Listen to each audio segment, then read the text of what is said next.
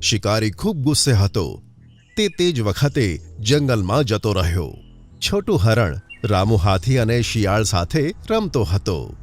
થોડેક દૂર એક ઝાડ પર શિકારી ઘાત લગાવીને બેઠો હતો.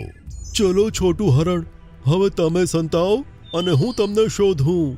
આમ કહી રામુ હાથીએ આંખો બંધ કરી અને ગણતરી કરવા લાગ્યો. દુર્ભાગ્યથી છોટું હરણ તે ઝાડની પાછળ સંતાયો કે જ્યાં શિકારી બેઠો હતો. આવી ગયો મારો શિકાર.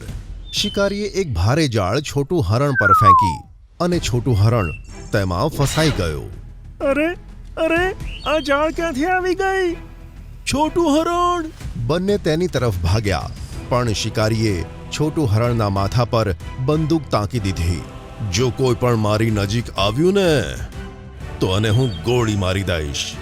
રામુ હાથી તેને ટક્કર મારવાનો જ હતો, પણ છોટું હરણનો જીવ બચાવવા માટે તેણે ટક્કર ના મારી.